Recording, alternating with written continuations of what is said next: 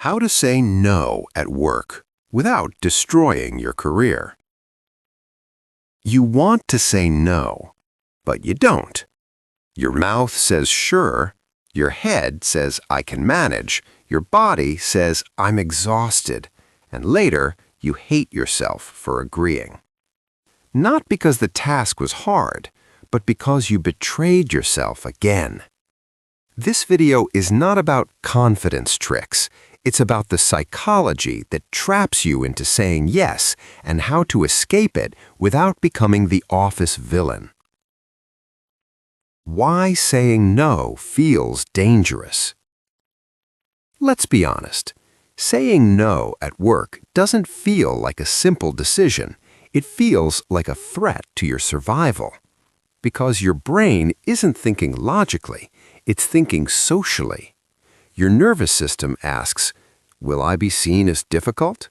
Will this affect my appraisal? Will I be replaced?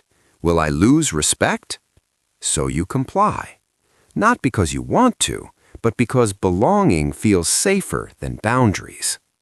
This fear comes from something ancient. Humans are wired to avoid rejection from authority figures. At work, your boss is not just a manager. To your subconscious, they are power, safety, and approval combined. So when they ask, can you handle this as well? Your brain hears your value is being tested, and you panic. The real reason you're always selected. Here's the brutal truth no one tells you. You're not overworked because you're capable. You're overworked because you're predictable. Managers don't assign extra work randomly. They assign it to people who don't resist. Your past behavior trained them. Every yes you gave silently answered this question: can I push this person a little more? And every time you said yes, they pushed further.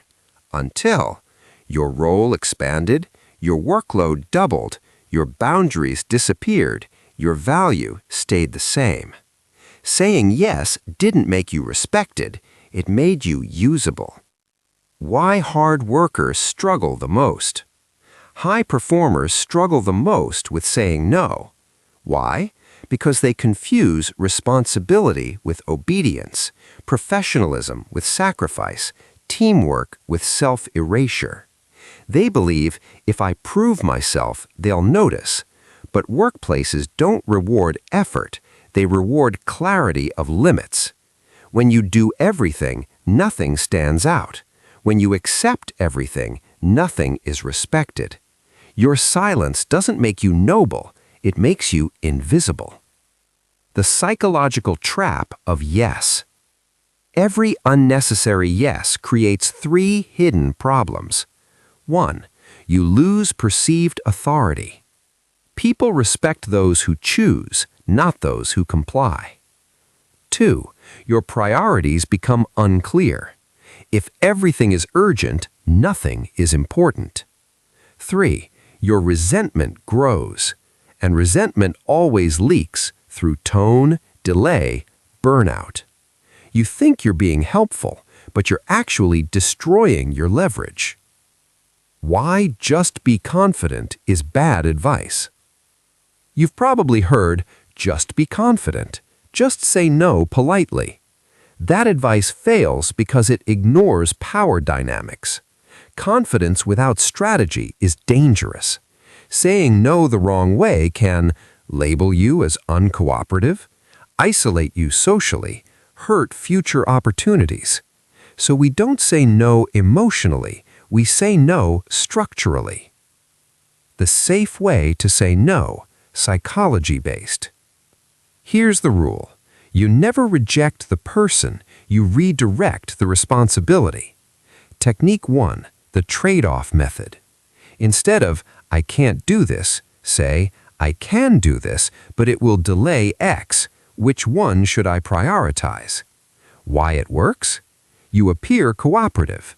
You expose capacity limits. You shift the decision back to authority. You're not refusing, you're forcing clarity. Technique 2, the time boundary. Instead of, yes, I'll handle it. Say, I can start this after I finish my current deadline on Friday. Why it works. It acknowledges the request. It asserts reality. It prevents silent overload.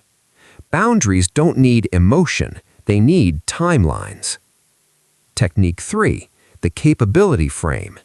Instead of, I'm too busy, say, to do this properly, I'd need more time or resources, otherwise quality may suffer. Why it works. Managers fear visible failure. You align with results, not excuses. You protect your standards. Technique 4. The redirect. Instead of, no, I can't, say, this might be better handled by X who's closer to this area. Why it works? You're solution-oriented. You're not blocking progress. You're not absorbing everything.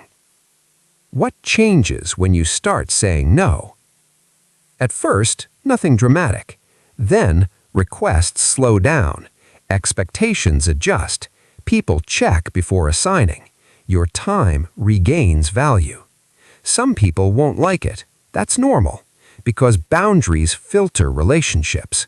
Those who benefited from your silence will resist. Those who respect competence will adapt. This is how workplaces actually rebalance power.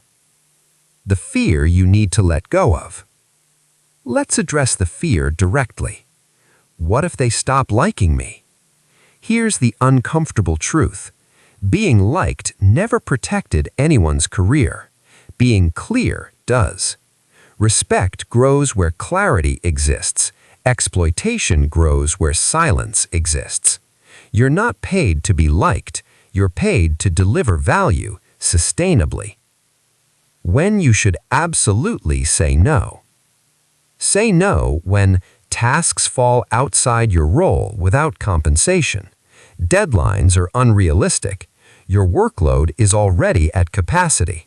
Saying yes damages your core responsibilities. You feel chronic resentment building. Burnout is not loyalty. Burnout is mismanaged boundaries. Final shift in mindset. Stop asking, how do I say no? Start asking, what behavior am I training them to expect? Every yes teaches. Every no recalibrates. You don't need to become aggressive. You don't need to become cold. You need to become intentional. If this video made you uncomfortable, that's a good sign. It means you recognized yourself. You're not weak. You were just never taught the rules. If you want more psychology-based truths about work, not motivation, not corporate lies, subscribe and comment. What's the hardest thing you've ever said yes to at work? You're not alone, and you don't have to stay silent anymore. Most people don't struggle with work because they're bad at their job. They struggle because they never learned how to protect themselves inside the system. If this helped you, stay here. We talk about what nobody else explains.